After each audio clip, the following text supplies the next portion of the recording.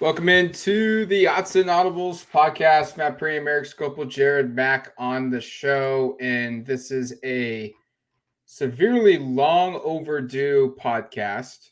It's been a wild football season that took up a lot of time, and we now have an opportunity to talk some basketball. And trust me, football is not going away. We will have another one on the show here very soon. There's a lot to get to there, but this is going to be one devoted to both the women's and the men's programs. Both came into the season ranked. One of them I still believe is, the other is not, and both have had interesting starts to the season. I think it's safe to say, guys, that injuries have impacted both programs. The women lost Sedona Prince at the beginning of the season, didn't even get one game with her. And the men currently have, like, I don't know, 6 guys healthy. Um, Not good for the men either. But let's start with the women. And Sedona Prince's injury and out for the season maybe shifted the narrative a little bit about what this team was going to play like or what they were going to look like. But it's also opened the door for some freshmen having to play a lot. It's opened the door for a person that was added to the program. Maybe Erik, you can speak more of this last year. That was like, hey, like maybe she's going to help us long term, but her first couple of years could be interesting, and she's kind of blossomed a little bit. I believe we're speaking about Filipina Che. Yes, we are. Yeah, no, it's been first off, there were 3 6'7" or 6'8" players on this roster available like October 22nd, and there's now currently one because Prince goes down for the season, and then Kennedy Basham, a true freshman who's 6'7", who was supposed to probably have a limited role if Prince was available, but then when Prince wasn't available, was like pushing to start or at least having playing probably 10, 15 minutes a game. She goes down with a knee injury in like her first 8 minutes of college basketball in the season opener against Northwestern. So they went from having three like they were gonna have like a triplet of tower triplets, whatever you want to call it. Like the twin towers. They had three of them. They had a huge front line that they were going to throw out there, and two of them are out with injury right now. And now it really does fall on Che. And I thought she played really, really well, especially this last week up in Portland. I think that was one of the big takeaways, along with the emergence of some of the freshmen, was just how impactful Che was. She was the tallest player on the court in both games. A very hard fought loss to North Carolina, who's now number 6 nationally, and then an 8-point win over Michigan State. And I thought she was impactful on both ends of the floor. She's got a little bit more confidence offensively with some post moves around the basket. Defensively, she's always been a problem because of her height, her length, and pretty impressive agility. I think Sedona Prince was oftentimes a defensive liability despite being 6'7". She was not very quick, especially in terms of reacting to things on the court. I think Philly is somebody who has already shown a pretty high-end defensive acumen. Does she get beat now and then? Yeah, but she's also impactful in ways that Oregon really hasn't had at center in a minute. I mean, Ruthie Hebert and Yara Sabli were much better offensive players, much more reliable offensive players, but neither were quite the defensive presence of Che. And she's also just been a fantastic rebounder. This weekend up in Portland, I think she had 11 rebounds in the loss to North Carolina and 16 in the win over Michigan State. So her play has been really impressive. There's still a lot there. You can tell she was 6 for 13 from the field against Michigan State. Those were all basically in the paint touches too. So she could have had 3 or 4 more made baskets, but definitely an encouraging sign. And kind of rewatching the game. Obviously, I covered both of them, and rewatching it and kind of checking out the broadcast. Both broadcast crews really made a point of speaking to her importance in the game and kind of how she's a developing star. And you kind of wonder here, this front court. I don't know how much longer you want me to talk before we bring in other voices on this podcast, but her and Grace Van Sluten, who's the freshman I wanted to get to as well, like that could be a really, really dynamic front court for Oregon for several years. As a freshman, it's a sophomore, who both have played really, really well early on in their young careers, and especially this season. Yeah, I think I've been most impressed with Jenna Asai. And, just before I start going, there's some construction going on somewhere in my apartment complex. So there might be a drill bit noise here or there. So I apologize for that. But yeah, I think between Jenna Asai and Grace Van Sloten, it's hard to establish which person has been um, more, I don't know how to describe it, more impactful this year, just because Jenna Asai, I don't think the expectations for her were that high heading into the year. I know she was a very highly touted recruit going into the season. However, I didn't expect her to be this polished overall. She's excellent at driving to the rim, draws a lot of fouls, hits 3-pointers. She's like a perfect modern basketball player, just strictly threes and getting to the free throw line. No mid-range jumpers here. But Grace Van Sloten has been everything as advertised. 6'4", floor general, is similar, I would say, to Niara Sabali or Satu Sabali, and just that she can bring the ball up the court if needed at her size and at that power forward position. I think that's really helpful because in the couple of games that I've been able to cover this season, she's been adamant about running the floor. She gets the rebound and she'll try to go coast to coast, or she'll at least dump it off to Tahina Pau or India Rogers and just get the break going, which I think is really important for this Oregon team. And I think it's why they're playing better than they were last year. I think they were a little too slow. I think that's not how we've seen Oregon play in the past with Sedona and with Niara as like the front court. Apologies for all these drill sounds going on. I think the way that they play fast this season, especially with the freshmen, including Chance Gray, who's another very polished, I think, defensive player overall. I actually am really impressed with their on-ball defense. I think the way that they're playing fast this year really helps the way that Kelly Graves wants this team to be run. And you saw that a bit during the PK Invitational or Legacy or whatever side of the bracket they were on. I can't remember at this point. But it really breaks out into games where there's lesser competition. They just run the floor on them, get to the basket, convert layups. And just to really quickly touch on Philly, she's been great this season. We saw glimpses of her last year, really not polished last year, a little bit better this year, able to hit some inside jumpers and jump hooks. I think that's such a vital portion or part of this team because it allows them basically to go 4 out, 1 in, just kind of like an old school like Orlando Magic with Dwight Howard, where it's one tall center and then everybody else around her can shoot. I think that's a great way to play basketball, and I think that's honestly how Kelly would like it to be. This women's team has 6 players who play 20 or more minutes. I feel like, Eric, you've been at all the games.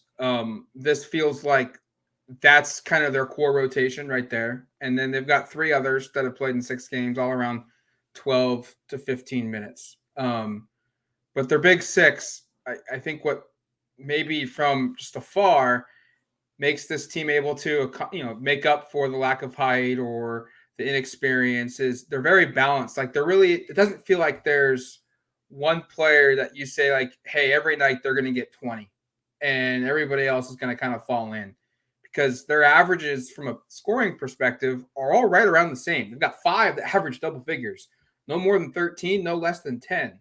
And that's, I feel like at the college level, when you can have some really good teams, when, you've got your go-to player or your top 2, go-to players, but when you can roll out and say, hey, Tahina Pau is going to get hers tonight, we know that, but the scouting report says watch out for Van Sloten, watch out for India Rogers, but then all of a sudden maybe freshman Chance Gray shows up and blows up for 18, 20 points, and that's not her playing out of her level of play, which could make her pretty good. Yeah, and I think it's just a lot of parts that fit well together. And if you think about how spacing on a court works, a lot of parts that require defensive attention. They've got a player in Che who requires sometimes a double or at least certainly a full body completely in the paint to try to keep her from basically being in, right next to the basket. And so there's some attention required there. They've got in their starting 5, Pau, Rogers, and Gray are all capable 3-point shooters. That stretches the court a little bit.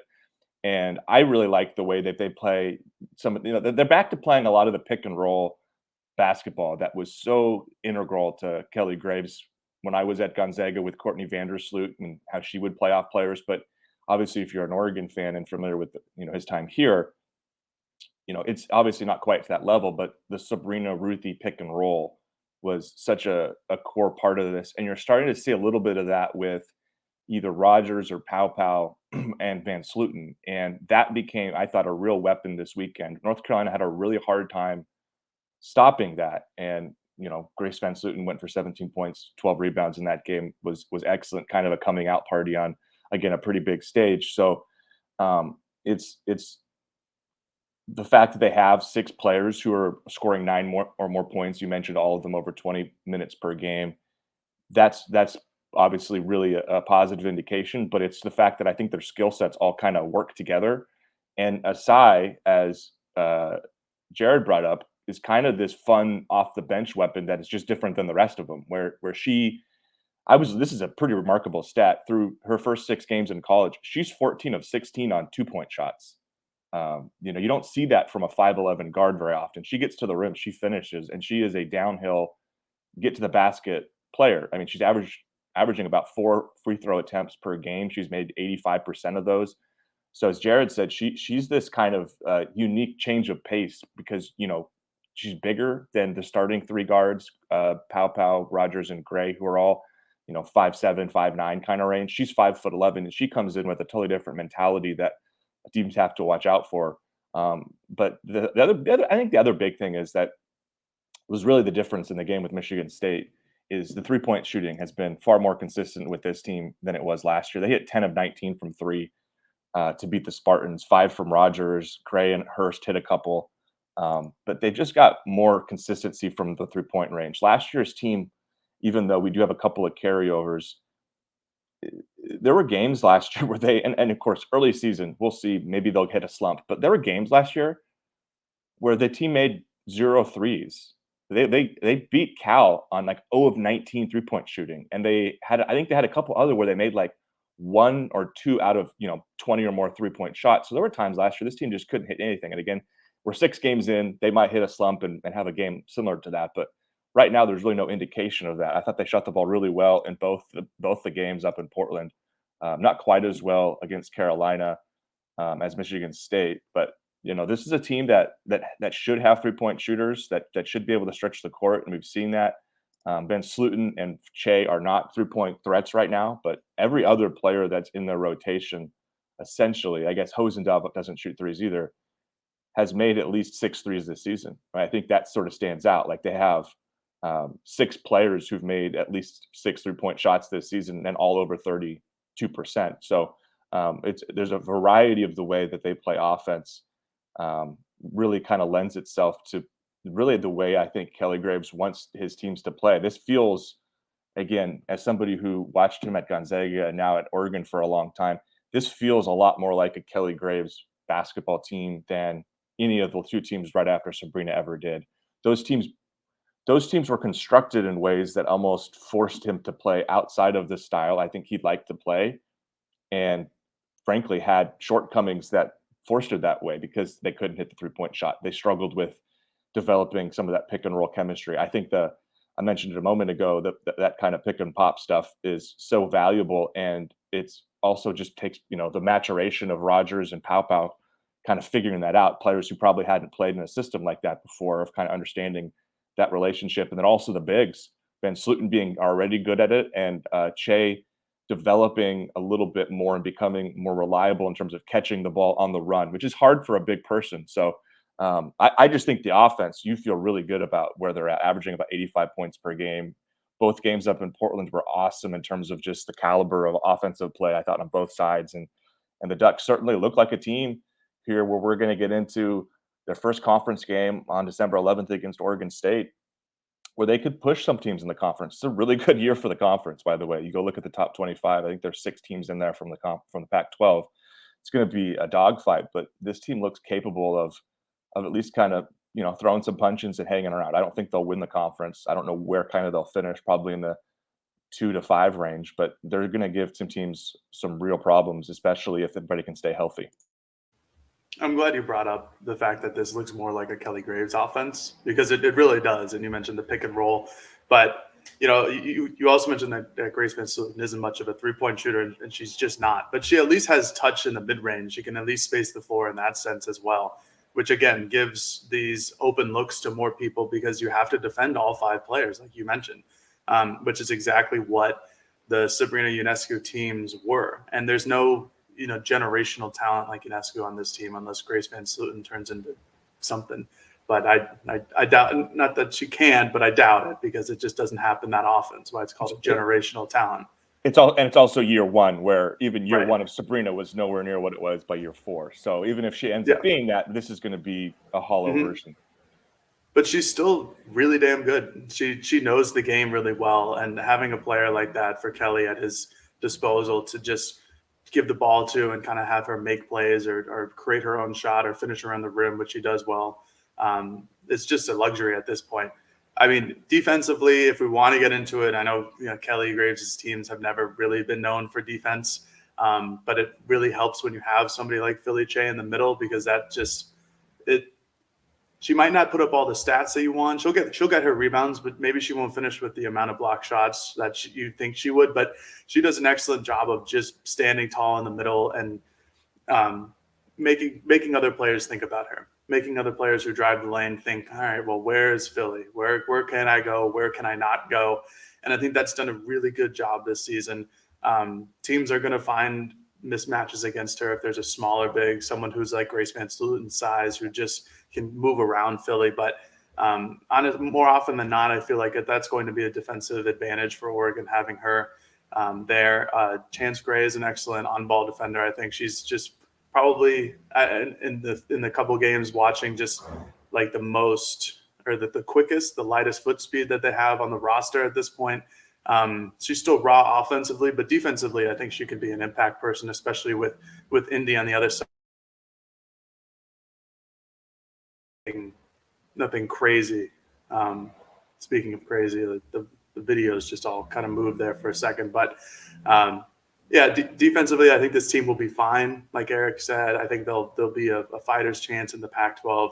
It's a very talented year overall for the conference. I do really like this team. It's much more enjoyable watching them and covering them this year than it has been in the last 2 years, at least watching them on TV during the pandemic season. It feels more like a Kelly Graves team, and I think that's the best case possible for Oregon at this point. What do we think the ceiling here is? Because, like you guys have pointed out, they're better constructed this season, and that's led to better numbers from a stat standpoint. They've fared well against good competition. Correct me if I'm wrong, Erik. They were in control for most of that North Carolina game, and then at the very end, credit to North Carolina. They were there. They made the plays in the fourth quarter to get the win, but it felt like Oregon for 3 quarters at least was kind of in control of that game. Is that right? 3.5. They were up 8 with about 6 to go, and North Carolina went on a big run. Yeah. Yeah. So they've hung with one of the best teams in the country. They performed well against Michigan State.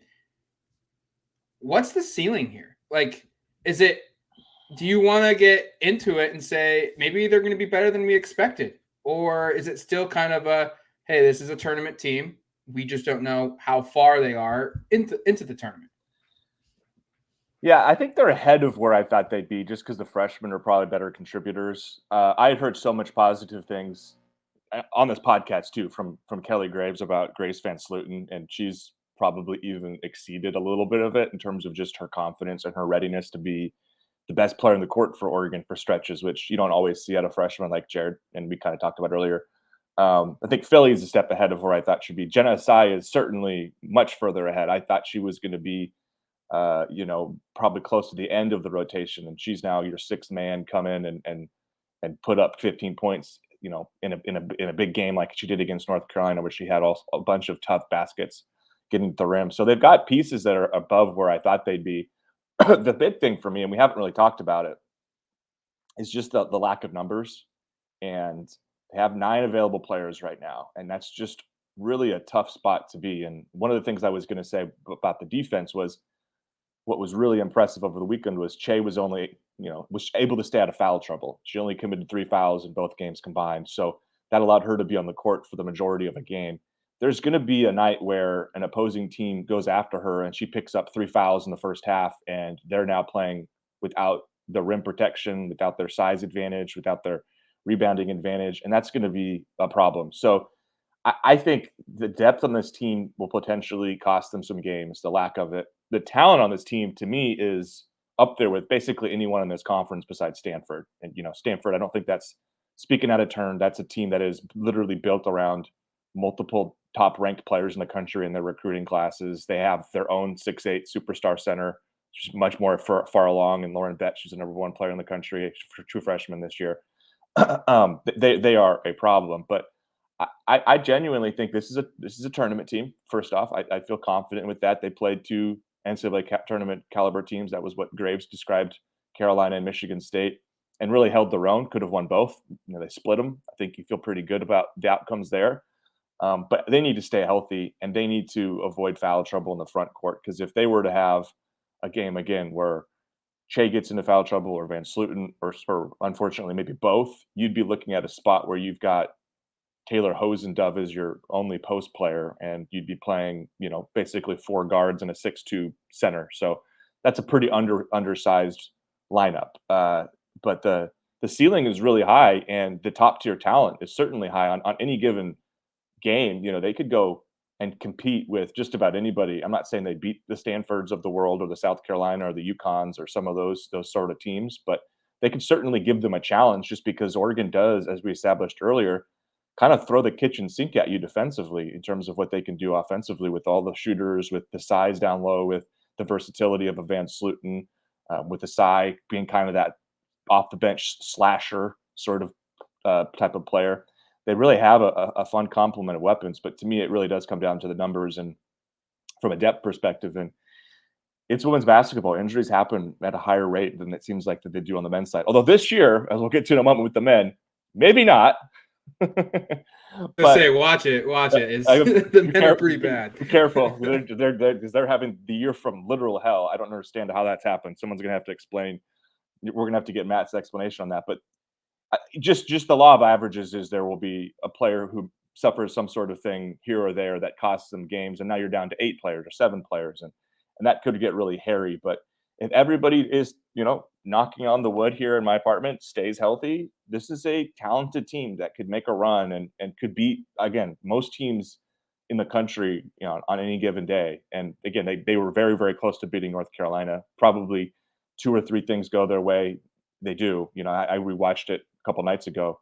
Had 2 chances from 3-point range in the last minute to tie it. Both went, in and out shots, and one of those goes down. Maybe we're talking about overtime and things go differently. But I've been really encouraged, and I think you could tell from Kelly Graves, just kind of post game after both of those games up in Portland, he was like genuinely really excited by what he saw from his team in 2 really, competitive games against good competition.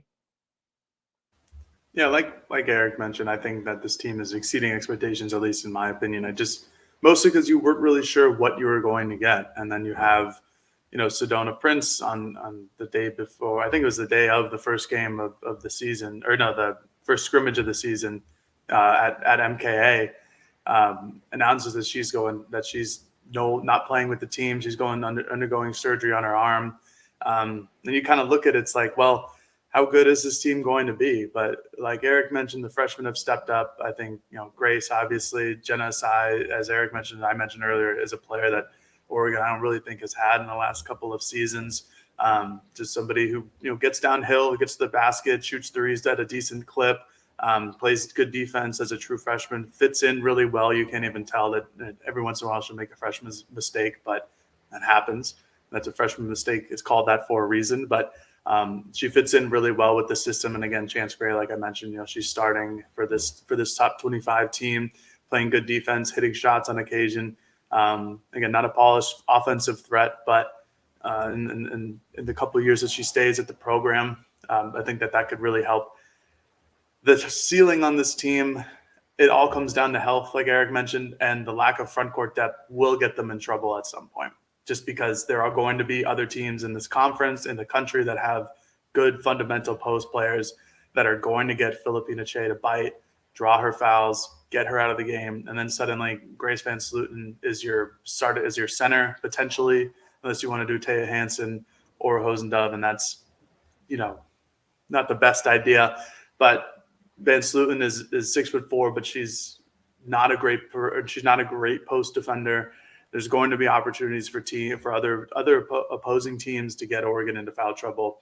I'm not sure if they can get somebody to help them out this season unless it's like a walk-on down in the low block, but that's going to become an issue at one point. There's going to be plenty of games where Filipina Che has 2 fouls in the first quarter and has to sit until halftime, and it's all about how you can limit what the other team is doing on the inside at that point. So I think that really, is a blow to what their potential ceiling can be, just because of how quickly things can go really well to Filipina Che getting 2 or 3 fouls and having to sit. And what does that look like? And just an update on Basham, who will be back this year. Mm-hmm. That is a 6'7" center who will be expected to, when she returns, kind of be that extra big off the bench. That return isn't imminent. That's probably still another 5-6 weeks away, I would imagine, from everything I've heard. I think this is a mid-January return, so you're going to get here for the heart of the season, which, again, if everybody else is healthy and available, you could be in decent spot. 10 players is obviously better than 9, and 2 6'7" or taller centers is obviously better than 1. I also just think you have to be careful of how high expectations you set for her when she does return, because these are going to be basically her first college moments in very potentially competitive situations. So, but Basham will be a needed return in terms of mid-season additions. Jared, you kind of brought it up. There is a player that those listening, if they're diehard women's basketball fans, are aware of. From her, well, I guess it was Hannah Gusters. She's from LSU. She's in the portal. Oregon would like to add her. She'd like to come to Oregon. There are hurdles to kind of get over and clear, and I'm kind of skeptical from the last thing I heard that takes place this year. So that's a thing that could happen. And if she did get cleared and did join the team, it would be right around the same time Basham gets back anyway. So kind of just an update there, because I know there are probably some listening going like, well, what about this thing that we heard about a couple weeks ago, because it was kind of making the rounds. The women will be back in action Saturday at home against Portland, and then they'll get a week between games when they host Oregon State for the first of 2 rivalry games, December 11th, Sunday at 4:00.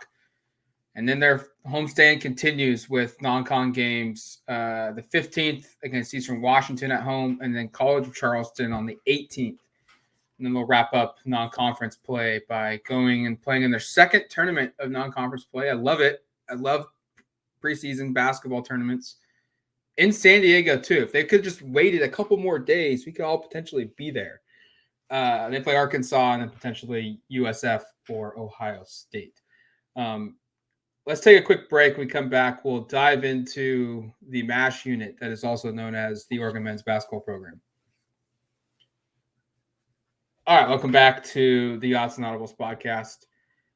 Matt Prehm, Erik Skopil, Jared Mack, devoting a whole show to Oregon basketball. The men, on the other hand, like the women, they're off to a good start. They've got 1 loss on the season. They're ranked, meeting preseason expectations. The men, it's been tough. I don't even know if we can be critical of the men, because they're 3-4, and really the only game I feel like that we can be critical on is the UC Irvine 69-56 loss, and it was worse than what the score resembled. That was the second game of the season. They've played 3 straight ranked opponents. Houston, who's currently the number 1 team in the country, they lost that one by 10, and there were parts where they were right there. They got blown out by Connecticut 83-59, but again, they only had like 6 players healthy for that game.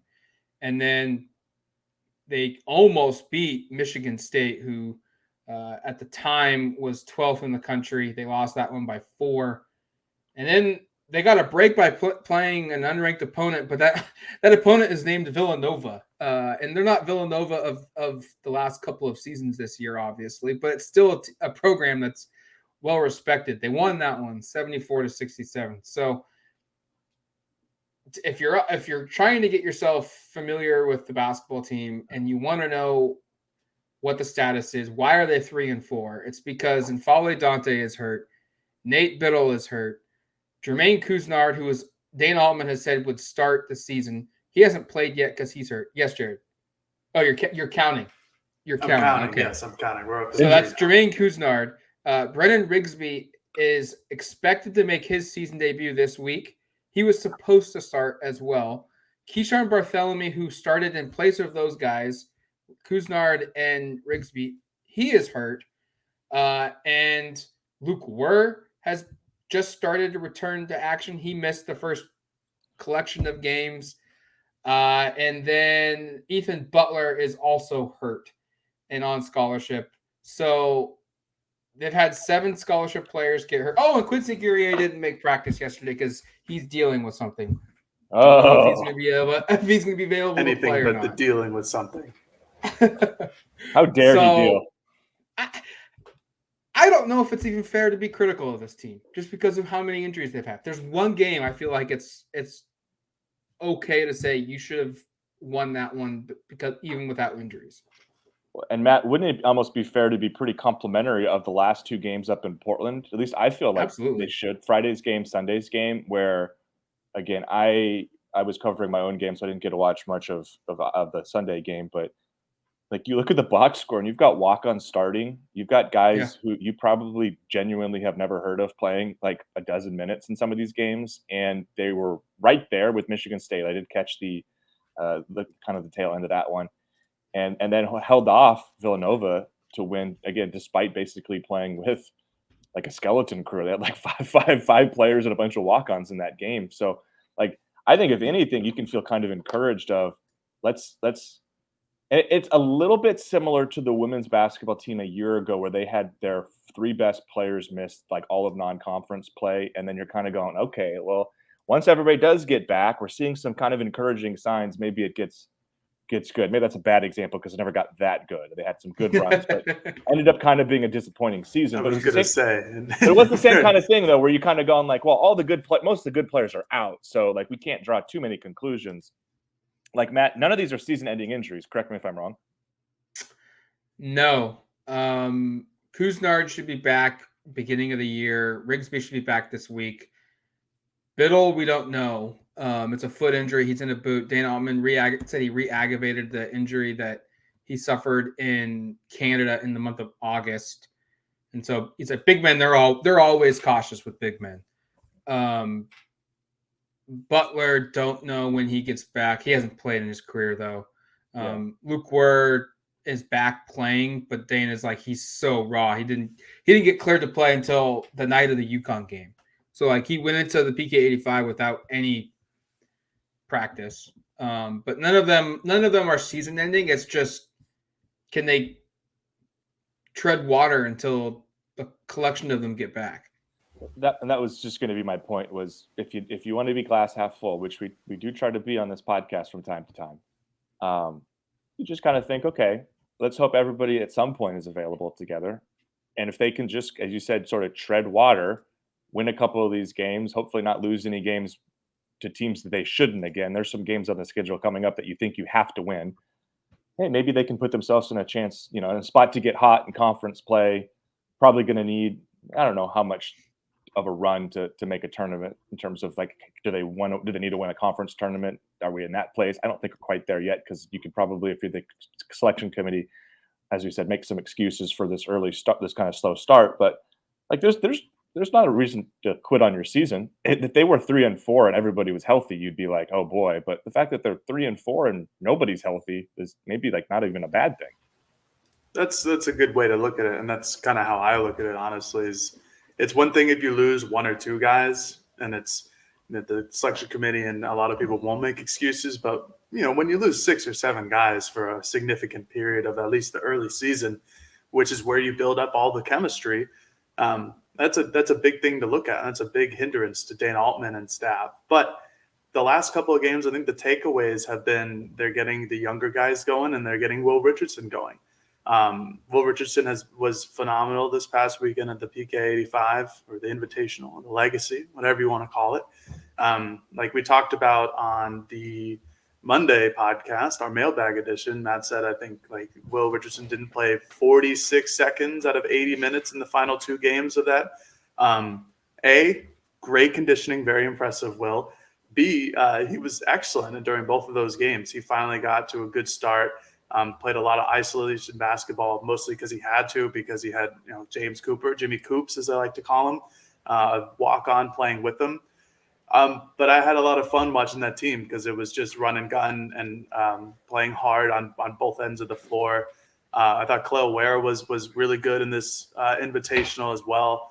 I did some numbers the other day. I think he averaged like 16 and 8 a night and almost 2 blocks during this tournament and the 3 games there. He's been really good to watch. And obviously as Nafale Dante and Nate Biddle come back, his minutes might go down, but I don't know. I think he's been showing a lot. I think that he would be a nice compliment to Nafale Dante as somebody who can stretch the floor, shoot from the perimeter, play defense, be able to move in Dana Altman's zone or matchup zone defense. I like him in this Oregon system. It started a little slow, but after that Houston game, he's turned it up a level. All in all, I think it's much too early to really know what this team is, which kind of sucks after the first 7 games of the year. But yeah, compared to the previous seasons where you either know A, hey, this is something special, or B, this does not look great. I think this is an okay place to be at if you're a men's basketball fan here at Oregon. And there's a lot to look forward to as well as guys coming off the bench. And we haven't seen Kuznard play at all. We haven't seen Bartholomew play really that much. We haven't seen Brennan Rigsby play at all. Those are all guys who we don't know what they can be, but we know that they come in highly touted, and Dana Altman has said a lot of good things about those players too. So it'll be fun to watch those guys come and implement themselves into the system as well. Yeah, there's a couple areas that we should touch on based off what both of you have said. Erik was bringing up, like, it's not time yet to panic. Don't really know what kind of run we need to see out of this team to get to the tournament. They are behind the 8 ball a little bit. The losses that they've got already through 4 and the conference itself not doing very good has hurt the strength of the league. And so if you're Oregon, it's imperative that you hung with Houston. It's imperative that you hung with Michigan State. You beat Villanova. You need those teams to get good and stay good. You need Connecticut to continue to be really good. You really need UC Irvine to win the Big West and get to the tournament to validate that butt kicking you received, if you can, if at all. I don't think you can. But then you got to basically go through non-con. They play 2 Pac-12 teams this week, so it takes for a pause. But then they play Nevada, Riverside, Portland, and Utah Valley from December 10th to December 20th. You have to go 4-0. You have to win pretty convincingly, I think, in all 4 of those games. And guys, that Portland game, I don't know if people are going to realize this. That team is damn good. They might be a tournament team out of the WCC. They beat Villanova. They almost beat Michigan State. Maybe should have beaten Michigan State. And they took North Carolina down to the wire and almost won that game in the PK 85. They are really good. I watched the Portland versus Michigan State game at the PK 85 after Oregon, and it felt like a tournament game. They're all veteran players. That's going to be a tough non-conference game. It's going to scare the hell out of Oregon. I guarantee it. But then to Jared's point of Khalil, where he has to start. I think it's very clear he has to start moving forward. And Dana has talked a lot about there's so much more there. And he admitted that that Ware came into Oregon with the reputation that, sometimes he just doesn't go hard all the time. And 24/7 Sports has a 2023 NBA mock draft up the day of this podcast, and he's included in the lottery, and that's mentioned in his little description of why he's slotted there. Is he has a reputation of maybe not going hard every single play he's out there. You got to play through that. You can't worry about him not playing hard every time. He has to just, it's growing pains. You're going to have to go through it, because I was at all 3 PK80 games. I think you guys watched a couple of them in spurts. I have yet to see a game yet where I feel like he's definitively not a top 2 or 3 player on the floor. And oftentimes this season, he's the best player on the floor, or maybe the one with the best impact, maybe. I think he's got to start. And when Dante gets back, it's Dante, where Quincy Guerrier, and then you figure out whether it's Brennan Rigsby when he's healthy, or Jermaine Couisnard, or Keyshawn Bartholomew, and then you go with Will Richardson at point guard. And I think the pieces are here where if they can tread water long enough, get themselves healthy, they can go into conference play and they can rip off a 13-5 record and maybe a 14-4 record, which would put them in discussion for the tournament as an at-large bid. All right, Matt, I'm going to put you on the spot. Dana's had, 7, 8 5-star recruits? Something like that. Maybe I'm a little shy. Maybe it's a little more. Where is Khalil Ware? I know we're 7 games in. Maybe it's too early to kind of to do this, but it feels like the upside there is higher than it was for several of these other guys that they've had. Is there a chance you look at this as the best 5-star, probably a best 5-star one and done they've had, or kind of what's the hierarchy for Dana 5 stars?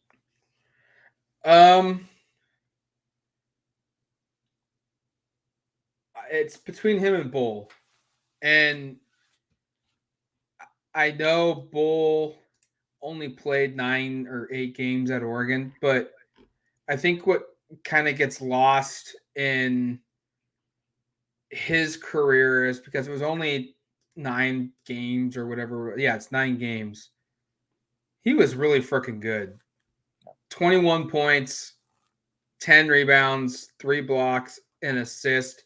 He made 52% of his threes that he took, 56% of his shots from the field. And when you look at Khalil Ware, 7 games in, 11 points, almost 2 blocks per game. He's shooting 33% from 3, 6 rebounds. So I would think Bull is the more impactful one. Now, when Bull showed up, it was very clear. Hey, he's starting. Like he has to start for Oregon to be, good or at its full potential. That was not the case with Ware. So, and Fale Dante is really good this season. And, I think Tom Izzo, or maybe it was Dan Hurley, UConn game, said that Dante is one of the best big men in college basketball post game, and that they were really pleased that they were able to limit him because they knew he was really hard to guard. So I think that impacts Ware's productivity here a little bit. So maybe if we couch that discussion and look at it from maybe the UConn game, Michigan State, Villanova, and then count the next 4 and see what he does. Maybe we could go back and think, because I think his playing time is going to skyrocket. And I think this past weekend showed that it needs to, and I think it's going to. And so maybe we pause that question and we come back in 4 games, and we might have a better idea of it. But I think it's between him and Bull. Easy. I think those are the easy answers. Although I would take Ware in terms of upside value. I think just he moves more fluid. Yeah. It was more fluid on defense, at least. Bull has some lateral issues, but you see it in the NBA and what Bull has become, and is actually healthy now. Eric knows Bull. Really strong NBA season for those not following the NBA. He's like very good. Legitimately good this year. Highlights on Twitter every single night, it seems like. Yeah, and so that was the potential upside of Bull. And again, his length and his versatility is bar none. Basically, he's like the American Victor Wembanyama, but the Kmart version. No disrespect to Bull if you're listening, but Khalil Ware is just going to be a monster on the defensive end in the NBA. He's going to have like that Robert Williams type role where he just kind of sits on whatever guy can't shoot along the perimeter, runs from corner to corner. Matt, you mentioned this, and a lot of NBA scouts have mentioned this as well of Ware's, like, maybe he takes a play off or two. In watching him, it just seems like the game comes so easy to him. It looks like he doesn't try. It's very like how a baseball player had the same thing. It's like, well, they don't really try too hard in the field, but they make every play. It's like you wish that they would give the extra effort, kind of like how Robinson Cano was for the Yankees when he was first coming up. Like, he just gets the game. He just understands he might take a playoff or two. I don't think there's ever been anybody who hasn't. However, I think the game comes so naturally to him, and everything is so easy that it looks like he's not trying. But he's been really good on defense so far this season, which I've been impressed by because Dana Altman's defense is always something that freshmen, big men or wings or point guards, whatever the case may be, have to adjust to because it's just not what you play in high school. Nobody comes close to playing that in high school. Barely any teams come close to playing that in college. But he's done a good job so far. And I agree with both of you that he has to start or at least get a minutes uptick. But I'm wondering where that comes from because I like Oregon starting 5 with Quincy Guerrier at the 4 and not Defale Dante at the 5. I think that's frankly, if I were like an NBA general manager, I would want something like that where you have a 6'8", 6'7" guy at the 4 who can guard other 4s and a big-bodied 5 who can defend the rim, grab rebounds, and get some post touches as your starting center. Where I don't know if he could fit at the 4 and Quincy Guerrier at the 3. I think that might be too big and too little floor spacing because despite Quincy Guerrier's ability to shoot 3, he's good as both a shooter and a driver and an offensive rebounder. He does all the dirty work for that Oregon offense.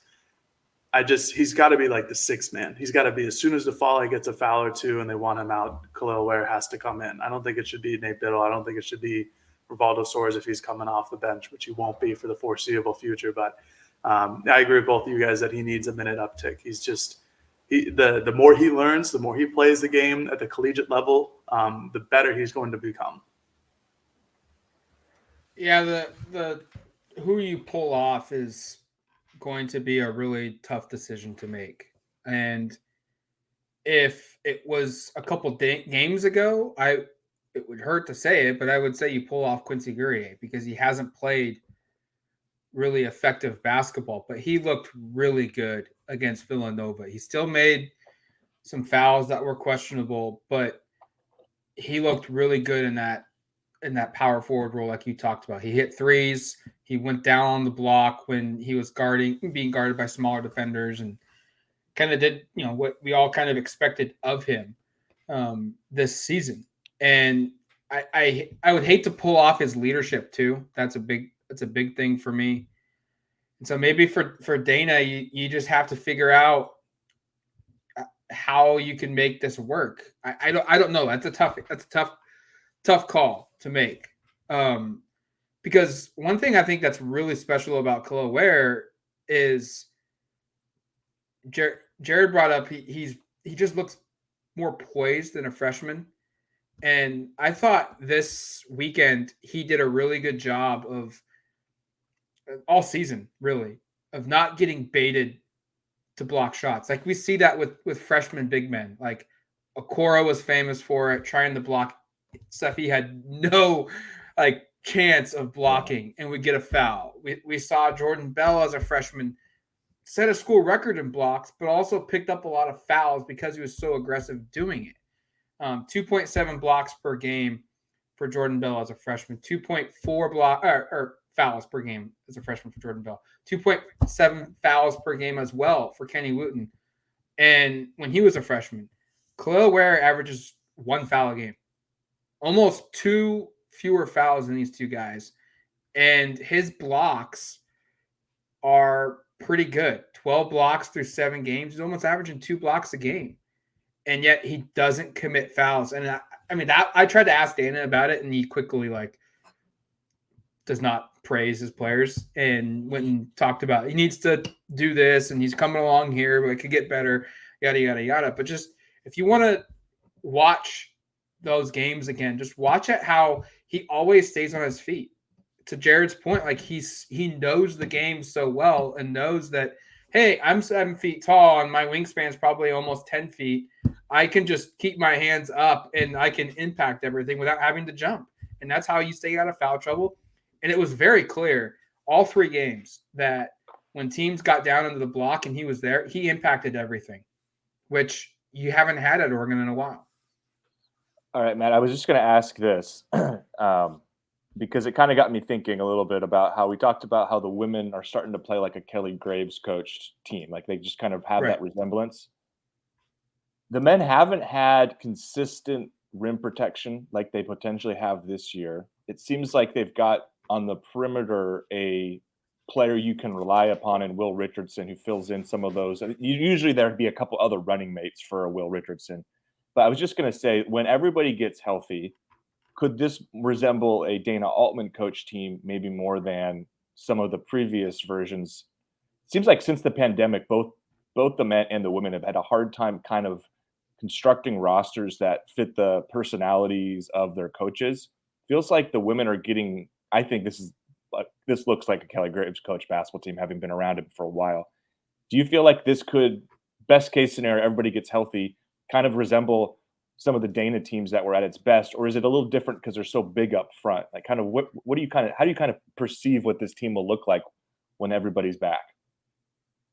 If we are to understand, look, Dana never says stuff like he did this year, where he came out and said, hey, if Jermaine Couisnard and Brandon Rigsby weren't hurt, they would have started the first game as guards. Like, he never really comes out and says that. And so, and then like this week, I asked him, like, what's a fair expectation for what Rigsby can do for you? Like, not worrying about points and rebounds and all that. And he's like, just give us a couple minutes. He noted it's going to be rough for him, starting off. It's not going to be right away that he's going to hit the level that he was at pre-injury.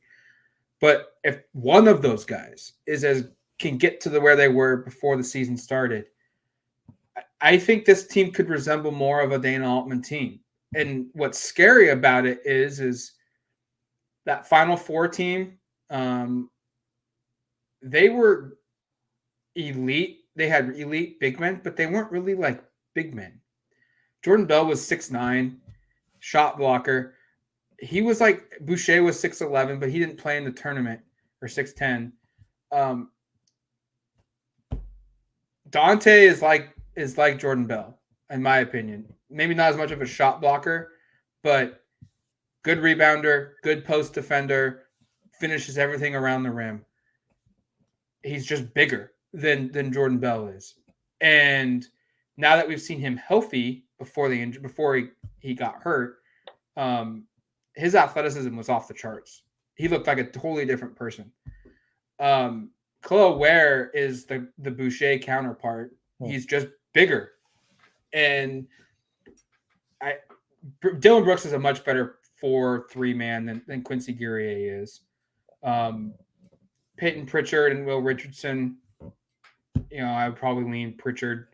And then they don't have a Dorsey on this team. That flamethrower type shooter. But the point here is this feels like just a lesser version of that.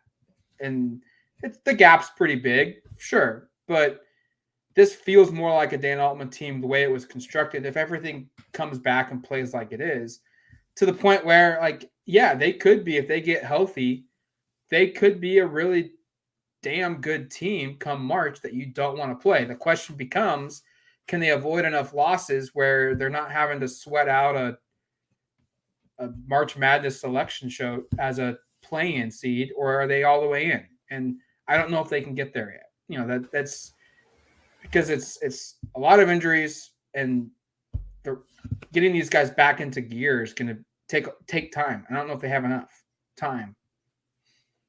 I was just going to say that Final Four team, just this is a small aside, was so well constructed the way you just ran through it all. It just kind of makes me wish that team was still playing. But sorry, go ahead, Jared. I was just going to make a silly remark about that. No, you're good. Great team. For me, I still think it's way too early to know if this is a real Dana Altman team. Construction-wise, you see it. You see the moving parts. However, all those parts aren't moving right now because half of them are injured. And until you get a majority of your parts back and see how they all fit into this system, then I think you can tell this will be a Dana Altman team. I mean, right now they're running 3 walk-ons of the court with Will Richardson taking what he should honestly 90% of the shots. When Nafale comes back, you'll get a little bit of a better look to it. I think what really matters in this situation, as it has in the last couple of years under a Dana Altman team, is how their guards can defend and how their guards can score and how their guards can shoot. Because if Oregon's guards cannot shoot as they have in the last couple of seasons, this team really struggles to score points, because Dana Altman's offensive system is post-centric, which is great with Nafale Dante, who has been hurt. So that's also hurt their offense the last couple of years. This year, it might be different because Nafale has played so well. But with Nafale's passing ability, his ability to hit open shooters in the last few years has been great. They just haven't been able to connect, except for Anthony Mathis and the Peyton Pritchard show. If Keyshawn Bartholomew, if Jermaine Couisnard, who are not good three-point shooters in their career, if they work with the Oregon staff, who's done a good job in the past of refining jump shots and turning guys into real shooters, if they learn how to hit shots, that could really help. Will Richardson is struggling from 3 right now. I think he's at 31.6 or 32%, something like that. But he's taken a whole bunch of them. So I think his efficiency will go up as his attempts go down. That's usually how it works, at least. But Brendan Rigsby is another guy who needs to show that he could shoot. So just to answer the overall question, I think it's much too early to tell if this is a Dana Altman team. I think the pieces are there to turn it into a Dana Altman team. And we just don't know yet. It's 7 games into the year. You just need to get a couple guys back and to see where they all kind of fit in. And then you'll have a much better idea of what this team could become by the end of March or, by the middle of conference season. That's a fair assessment. And I would agree. And it just bases on what are these injured guys going to look like and at their best performance and how long it gets there. Will there be enough time? It's going to do it for us here on the Autzen Audibles Podcast Basketball Edition. We'll be back probably Friday with another one. And hey, there's going to be a transfer portal that we're going to have to look into. So I think that's going to be our focus. We'll see what else pops up between now and then. Coach search. We've got bowl game news. We've got Pac-12 championship stuff to watch. We'll be back on Friday with another edition of the Autzen Audibles Podcast. Talk to you later, folks. Peace.